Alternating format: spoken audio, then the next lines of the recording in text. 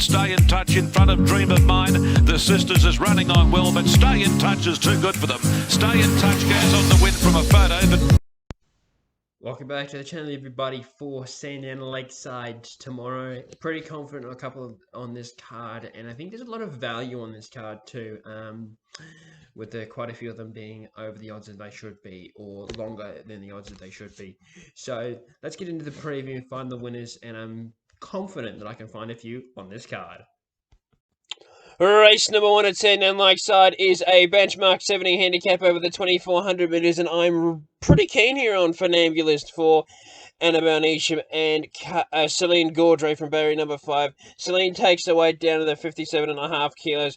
Been really good this campaign. The Sydney horse coming down to Melbourne, I think it's going to have too much class from it and is going to be winning here.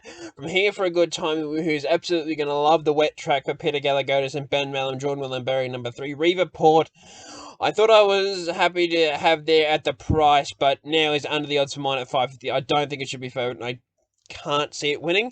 And Pacino I thought was over the odds at $11, but Funambulist for mine, race 1, Sandown Lakeside, 15 the win.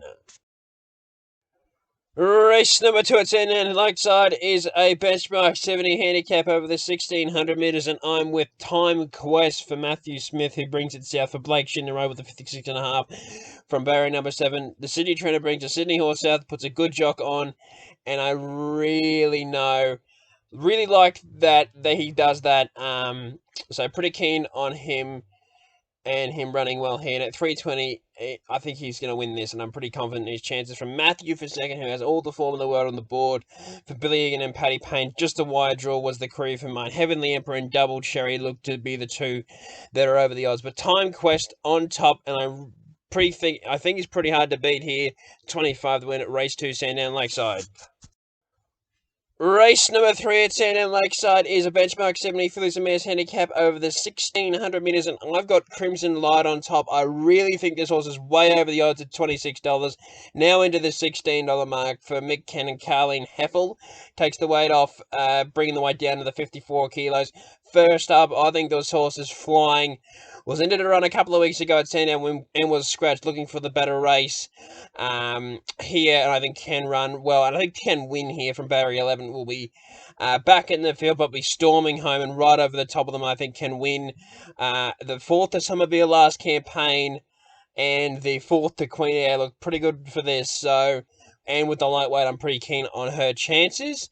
From Arctica, who can run well, though will be out in no man's land from, and Blackcomb for 3rd, can run well. Just the one win from 15 starts for Celine Gaudry, Danny O'Brien, and It's True I thought could run well at $19. But Crimson Light, $26 to $16. Really confident this horse can score the win here, 15 each way.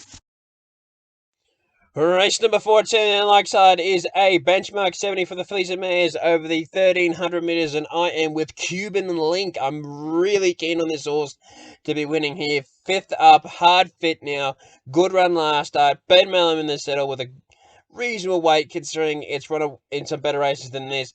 Has the wide draw, but I don't see that to be any disadvantage. And I think this horse is going to take a power beating here at $4.40. I think it's a really great price for this horse, and I think it'll be winning. From Bure Bay for 2nd, really consistent run of this. Has won his last 3. Wooramoo Pin in the saddle for Shane Nichols. Just draws a bit sticky in barrier number 16. Though Cuban Link's drawn right next door to it. And Defiant Diva for 3rd, Billy Egan. A bit disappointing throughout its campaign this time in, but I still think it can run well. And Bellini Miz at $21 is a crazy price, and I think it can run well and is over the odds. But Cuban Link race 4 Sandown Lakeside, 25 the win. Race number 5 at Sandown Lakeside is a benchmark 78 handicap over the 2100 metres, and I'm with Thorin here. Bit of value here at $10. I just think his run last start was really good, running 3rd behind a really promising horse in Sir Rockfoot and Mayfair Spirit in the 70s. So it goes right up in grade, but the run was good enough to wind up being a winning chance. He is drawn well here to do no work. Celine Gaudry takes the weight off down to the 55.5 kilos where he carried 61.5. So he drops 6 kilos from his last start run, and at $13, I really think he's over the odds from Dillian for second. Cameron, well, last start in Sydney, first up was impressive, and John Allen takes the reins here at $5.50. Wasaka, big win last start, and I think can go right on with it here for Blake Shin in the settle. Then Valley Forge, up to the right distance now. He's way over the odds at 61. Don't be surprised if he runs a race either. But Thorin for mine, race 5, Sandown Lakeside, 12 the win at $10. Race number 6 at Sandown Lakeside is a benchmark 64 for the 3-year-olds over the 1200 metres at handicap level, and I'm with Immortality here. Really confident this horse can score the win here. Was unlucky last start not to run better, though having said that, he had every chance, though the stable have had a couple of gear changes with him where they're putting the crossover noseband on for the first time and a tongue tie, importantly, for the first time. We're moving in the saddle, barrier 10. Slightly gets back and will be charging over the top of them. I'm quite confident this horse can score race number 6 here.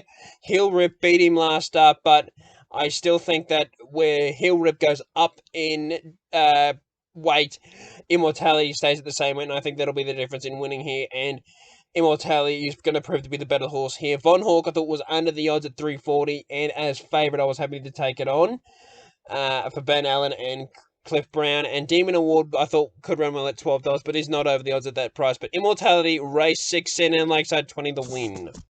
Race number 7 at Sandown Lakeside is a benchmark 70 handicap over the 1200 metres, and I'm very, very confident in Ryan Berg here. I really think he's the one to beat.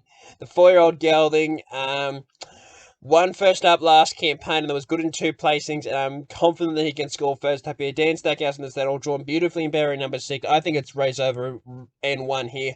I think Ryan Berg's your winner, and I'm quite confident he can score here, and he is my best bet of the day. Sig Positano for second will be appreciating the wet ground. 4th up, hard fit. Laurel Lafferty takes the weight off and does have barrier number 1 draw as well.